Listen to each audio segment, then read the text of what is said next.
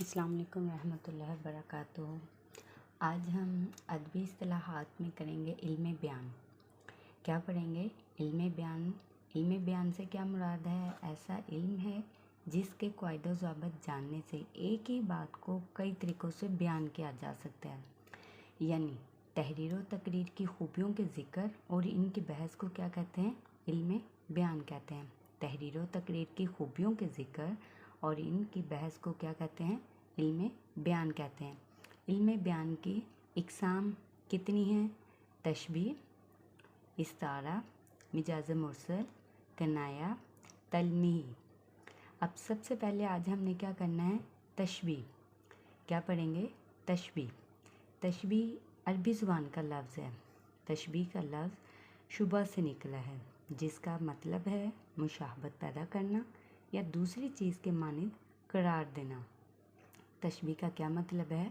मुशाहबत पैदा करना या दूसरी चीज़ के मानिंद करार देना। यानी तशबीह के तारीफ़ को अगर हम देखें तो क्या आएगी?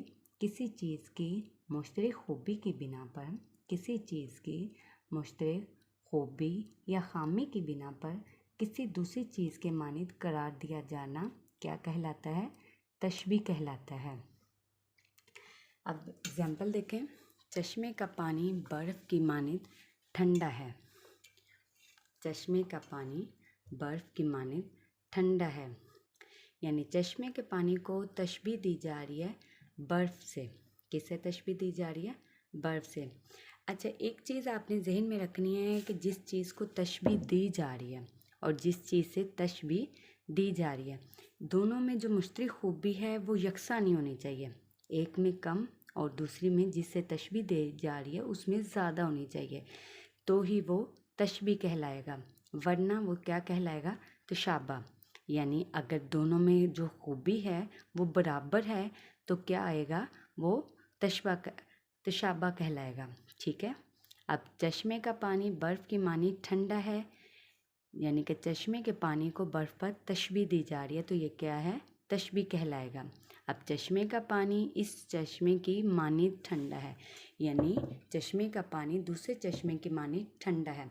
दोनों में जो मुश्तरक खूबी है किसी एक में भी ज़्यादा नहीं है, जिससे तशबीह दी जा रही है उसमें भी और जिसको तशबीह दी जा रही है दोनों में खूबी जो है वो मुश्तरक है, यानी कि बराबर है, किसी में भी ज़्यादा नहीं है, तो लिहाजा ये क्या कहलाएगा? तशाबा कहलाएगा।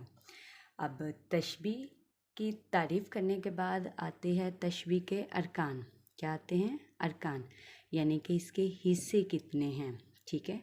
अब तशबीह जो है उसके कितने अरकान हैं? 5 अरकान हैं। सबसे पहले मुशबा। मुशबा क्या है? जिस चीज़ को तशबीह दी जाए। मुशबा क्या कहलाता है? जिस चीज़ को तशबीह दी जाए।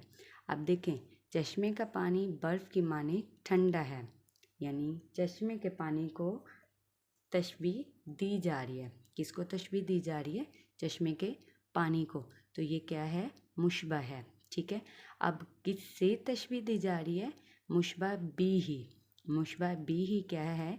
जिस चीज़ से तशबीह दी जाए, यानी जिस चीज़ से तशबीह दी जाए। अब चश्मे का पानी बर्फ़ की मानिंद ठंडा है, चश्मे के पानी को किससे तशबीह दी जा रही है? बर्फ़ से, तो बर्फ़ क्या आएगा? मुशबा बी ही। मुशबा बी ही। वजह तशबीह, यानी कि वजह तशबीह इन दोनों में जो मुश्तरक खूबी पाई जा रही है जिसकी वजह से हम तशबीह दे रहे हैं, तो वो क्या है? ठंडा, यानी पानी का ठंडा होना, बर्फ़ की ठंडक, तो दोनों में वजह तशबीह क्या है? ठंडा। इस जुमले में वजह तशबीह क्या है? ठंडा। अब उसके बाद है मुशबा, और मुशबा बी ही को जिन हरूफ की मदद से हम तशबीह देते हैं, हरूफ तशबीह। हरूफ तशबीह जो तशबीह के लिए हरूफ इस्तेमाल होते हैं। अब जैसा, ऐसा, मिसल, मानिद, तरह, सा, से, सी, गोया, जैसे, जैसी, ये क्या हैं? सब क्या हैं? हरूफ तशबीह हैं। ठीक है। हरूफ तशबीह के बाद आती है गर्ज़ तशबीह। یعنی جس غرض سے ہم جو ہے وہ تشبیہ دے رہے ہیں۔ چشمے کا پانی جو ہے برف کی مانند ٹھنڈا ہے، کس غرض سے ہم نے تشبیہ دی ہے؟ ٹھنڈک کی وجہ سے دی ہے، تو غرض تشبیہ کیا آئے گی؟ ٹھنڈک آئے گی۔ اب اس ایگزامپل کو دیکھیں کہ بچے کے رخسار ریشم کی طرح نرم و ملائم ہیں۔ تشبیہ کس کو دی جا رہی ہے؟ بچے کے رخسار کو، تو بچے کے رخسار کیا ہیں؟ مشبہ ہیں۔ تشبیہ کس سے دی جا رہی ہے؟ ریشم سے دی جا رہی ہے، تو ریشم کیا ہے؟ مشبہ بی ہی ہے، اور اس کے تشبیہ کے حروف کیا ہیں؟ کی طرح۔ تشبیہ حروف کیا ہیں؟ کی طرح۔ وجہ تشبیہ کیا ہے؟ نرم و ملائم۔ غرض تشبیہ کیا ہے؟ بچے کے رخسار کی نرمی اور ملامت، ٹھیک ہے، یعنی کہ جو رخسار ہیں وہ نرم و ملائم ہیں، اس غرض سے اس کو تشبیہ دی جا رہی ہے۔ پانی برف کی طرح ٹھنڈا ہے، تشبیہ کس کو دی جا رہی ہے؟ پانی کو، تو پانی کیا ہے؟ مشبہ، برف مشبہ بی ہی، کی طرح کیا آئے گا؟ حرف تشبیہ، ٹھنڈا کیا ہے؟ وجہ تشبیہ، اور کس غرض سے تشبیہ دی جا رہی ہے؟ ٹھنڈک، برف کی ٹھنڈک کی وجہ سے پانی کو برف پر تشبیہ دی جا رہی ہے۔ ناز کی اس کے لب کی کیا کہیے؟ پنکھڑی ایک گلاب سی ہے۔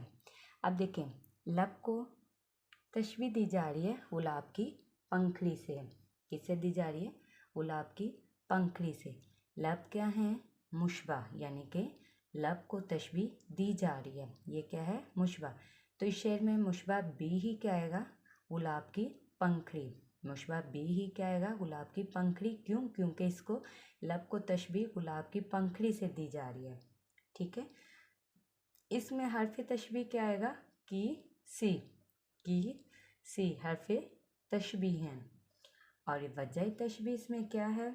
نزاکت، لب کی نزاکت جو ہے ان میں وجہ تشبیہ ہے، اور غرض تشبیہ اس میں کیا آئے گی؟ لبوں کی نزاکت کو واضح کرنا۔ غرض تشبیہ کیا آئے گی؟ لبوں کی نزاکت کو واضح کرنا، ٹھیک ہے۔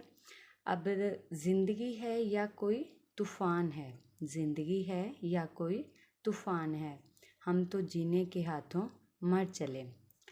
اب اس میں زندگی جو ہے وہ مشبہ ہے، کیوں؟ کیونکہ زندگی کو تشبیہ دی جا رہی ہے، کس سے دی جا رہی ہے؟ طوفان سے، تو طوفان کیا آئے گا؟ مشبہ بی ہی، مشبہ بی ہی کیا ہے؟ طوفان ہے۔ اس میں حرف تشبیہ کیا ہے؟ یعنی کہ زندگی کو طوفان سے تشبیہ کس حرف سے ہم نے دی ہے؟ یا سے دی ہے، ٹھیک ہے۔ کس سے تشبیہ دی ہے؟ یا سے دی ہے۔ اس میں وجہ تشبیہ کیا ہے؟ طوفانی کیفیت ہے، وجہ تشبیہ کیا ہے؟ طوفانی کیفیت ہے، اور غرض تشبیہ اس میں کیا آئے گی؟ کہ زندگی کے غموں کو نمایاں کرنا۔ غرض تشبیہ کیا آئے گی اس میں؟ زندگی کے غموں کو نمایاں کرنا۔ جی ایک بار ہم دوبارہ ریپیٹ کریں گے۔ علم بیان کیا ہے؟ علم بیان سے مراد ایسا علم جس کے قواعد اور ضوابط جاننے سے ایک ہی بات کو کئی طریقوں سے بیان کیا جائے۔ اس کی اقسام میں کون کون سی ہیں؟ تشبیہ، استعارہ، مجاز مرسل، کنایہ، تلمیح۔ لیکن چونکہ آج ہم پڑھ رہے ہیں تشبیہ، اسی کے بارے میں پڑھیں گے۔ تشبیہ کیا ہے؟ تشبیہ عربی زبان کا لفظ ہے جس کا مطلب مشابہت پیدا کرنا یا دوسری چیز کے مانند قرار دینا۔ تشبیہ کے ارکان کون کون سے ہیں؟ مشبہ، جس چیز کو تشبیہ دی جائے وہ کیا کہلاتی ہے؟ مشبہ، اور جس چیز سے تشبیہ دی جائے وہ کیا کہلاتی ہے؟ مشبہ بی ہی کہلاتی ہے، ٹھیک ہے۔ وجہ تشبیہ یعنی کہ مشبہ اور مشبہ بی ہی میں جو مشترک خوبی ہے جس کی وجہ سے ایک دوسرے کو تشبیہ دی جا رہی ہے وہ کیا کہلاتی ہے؟ وجہ تشبیہ۔ مشبہ اور مشبہ بی ہی کو تشبیہ جن حروف کی مدد سے دی جاتی ہے وہ کیا کہلاتے ہیں؟ حروف تشبیہ کہلاتے ہیں۔ اس کے بعد ہے غرض تشبیہ۔ غرض تشبیہ یعنی کہ جس مقصد کے لیے تشبیہ دی جاتی ہے۔ امید ہے آپ سب کو تشبیہ بہت اچھے سے سمجھ آ گئی ہے۔ دعا میں یاد رکھیے گا، چینل سبسکرائب کرنا مت بھولیے۔ اوکے، اللہ حافظ۔